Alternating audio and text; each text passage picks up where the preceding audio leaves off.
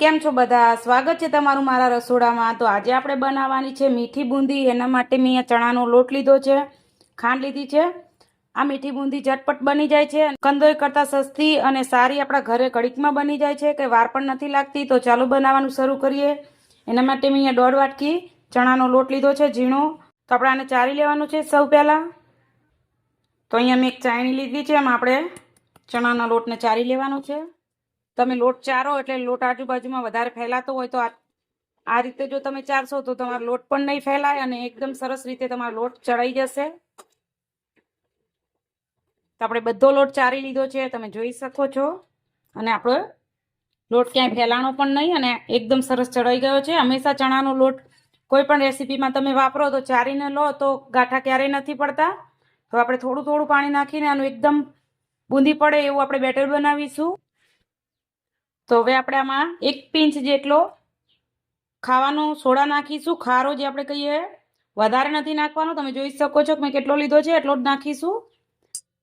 ખારો નાખવાથી એકદમ આપણી બૂંદી ફૂલેલી અને પોચી બને છે। તો થોડું થોડું પાણી નાખતા જઈને આપણે આનું બેટર બનાવવાનું છે।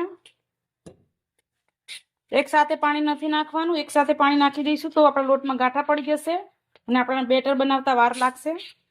આપણે એકદમ સ્મૂથ બેટર બનાવવાનું છે, તમે જોઈ શકો છો બિલકુલ ગાંઠા નથી પડ્યા। તો જો આપણે પાણી નાખીશું તો આપણું બેટર એકદમ પરફેક્ટ બની ગયું છે। તમે જોઈ શકો છો કે મેં કઈ રીતનું કર્યું છે। આ રીતની ધાર થાય એવું આપણું બેટર જોઈએ, તમે જોઈ શકો છો। બૂંદી માટે આપણને એવું બેટર જોઈશે।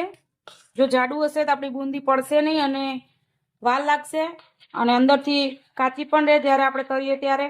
તો એકદમ પરફેક્ટ આવું બેટર તમારે બનાવવાનું છે। તો હવે આપણે આને ઢાંકી અને 5 મિનિટ માટે રહેવા દઈશું અને આપણે ચાસણી બનાવી લઈશું। બૂંદી બનાવવા માટે આપણે એક કડાઈ લઈ લીધી છે અને એમાં આપણે ખાંડ નાખીશું। 1 ગ્લાસ જેટલું આપણે પાણી નાખવાનું છે। 2 ઇલાયચી લીધી છે જેને આ રીતે આપણે ટીચી લીધી છે, એ પણ આપણે આમાં નાખી દઈશું। તો જ્યાં સુધી આપણી ચાસણી થાય છે ત્યાં સુધી આપણે બૂંદી બનાવી લઈએ। તો બૂંદી બનાવવા માટે મેં એક કડાઈમાં તેલ લઈ લીધું છે અને આપણે આ રીતનો જારો લેવાનો છે। તમે જોઈ શકો છો આ રીતનો જારો બધાના ઘરમાં હોય જ છે અને જો આ રીતનો જારો તમારી પાસે ન હોય તો જે આપણે ભાત ઓસાવાનો જારો આવે એનાથી પણ તમે કરી શકો છો, પણ એ નાની સાઈઝનો હોવો જોઈએ। તો આપણે મીડિયમ ગરમ તેલ લેવાનું છે। તો આપણે પહેલાં થોડી એવું આપણું બેટર નાખીને જોઈશું। તમે જોઈ શકો છો કે તરત ઉપર આવે છે એ રીતનું આપણું બેટર જોઈએ। તો આપણે આમ બૂંદી બનાવી લઈશું। આ રીતનો જારો આપણે રાખીશું, ઉપરથી આપણે બેટર નાખીશું।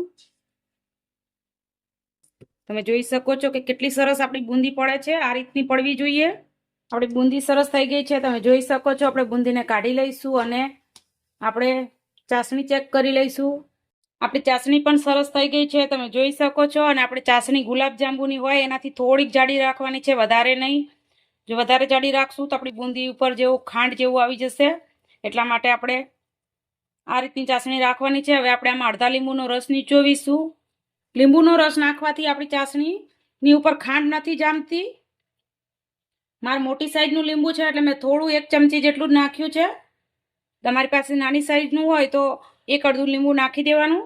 આપણે લીંબુ નાખી અને સરસ મિક્સ કરી લીધું। તમે જોઈ શકો છો કે લીંબુ નાખ્યા પછી આપણી ચાસણી એકદમ ક્લિયર થઈ ગઈ છે અને એકદમ આપણે ચાસણી હું તમને બતાવું કે કઈ રીતની રાખવાની છે। આ રીતની મધ જેવી હોવી જોઈએ ચાસણી આપણી, તાર બાર નથી લેવાનો આપણે, એ વાતનું ધ્યાન રાખવાનું છે। હવે આપણે ગેસ બંધ કરી દઈશું અને જે આપણી બૂંદી છે એ બૂંદી આપણે આમાં નાખીશું।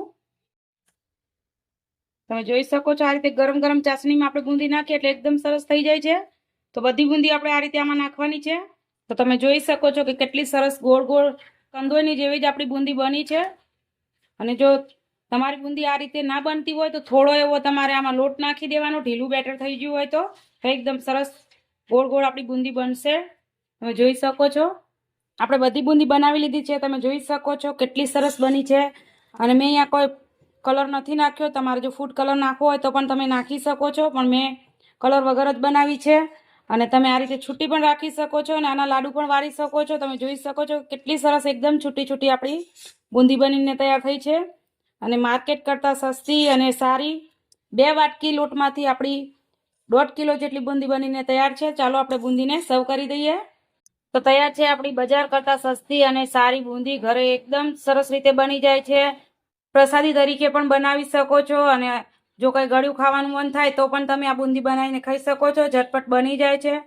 તો જો તમને મારી આ બુંદીની રેસીપી કેવી લાગી મને કોમેન્ટ કરીને કહેજો. અને જો તમને મારી આ રેસીપી ગમી હોય તો લાઇક, શેર અને સબસ્ક્રાઈબ કરવાનું ભૂલતા નહીં. આવજો ને જય શ્રી કૃષ્ણ.